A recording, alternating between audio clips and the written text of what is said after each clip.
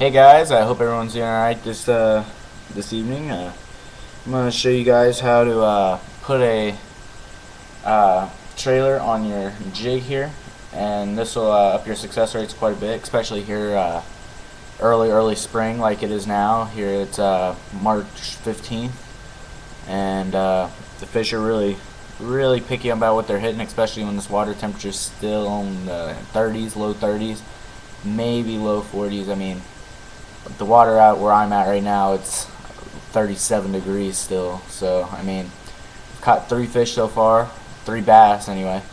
One was maybe a pound, the other one was about 2 pounds, and the other one was about 4.5 pounds.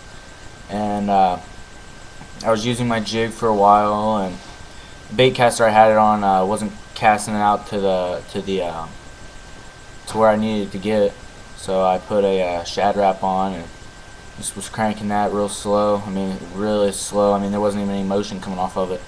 You just gotta get it in the right spots, and if you can get them in the right spots, the fish will hit. They're just really picky on when they're gonna hit, and they only hit for about 5 minutes, and that was about it. I mean, literally, I caught those 3 casts in a row. I was out there fishing for an hour, and 5 minutes out of that hour, I was catching fish. I mean, it's pretty sad. I tried to move to a spot where I knew bigger bass hung out, and nothing. But here we go. I'm gonna go ahead and show you how. This is a 3-inch bitsy bug crawdad. This is the pumpkin green, and this is a 1/8 ounce bitsy bug jig. You can get these at some retailers. I mean, not all the fishing places will have these. Here in Ohio, I got these at R&R Bait Store. Alright, well, I'm going to show you 2 ways to do this. The first way is really simple. First, you just take your hook and just stick it in the back of your bitsy bug crawl and pull it out like this. This will give your crawl a lot more motion, and but the only downfall to this is when bass hit it, sometimes they'll pick up just the crawl and rip it off, and I mean, they'll short strike it, or it all depends. But this is a better warm water technique, I think, because fish are a lot more aggressive and will get the hook more often.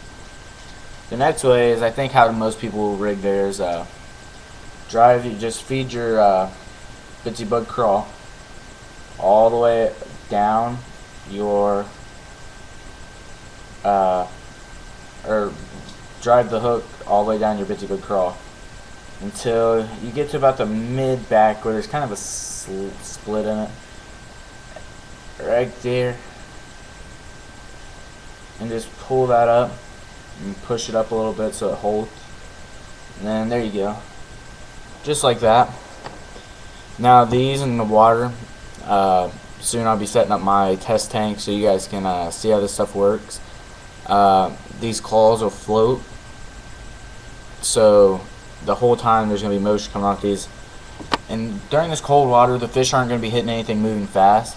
So really, when I cast these, I cast them about 25 yards, keep constant contact with the bottom, and I'm only working them, I mean, a couple inches at a time. I mean, I'm just barely bouncing my rod just so it comes over like little stumps and everything. I mean, I've got this casted out for 2 or 3 minutes at a time. Now in the summer, if I'm out on the boat or something, if you're working a jig down a rock bank or something, you only need to work it about 3 or 4 feet, and if nothing hits it, then they're not going to. There's no need to work a jig very long, and they're not going to hit it. But in this deep water situation, when you got to get out there to where the water's warmer, you want to cast it out and work it the whole way in. I mean, the fish where I was catching them were hitting like 15-20 yards offshore. I mean, they weren't very far. I mean, they were pretty far out, and you need to get about 10 yards behind them and then work into where they're at. Alright, thanks guys.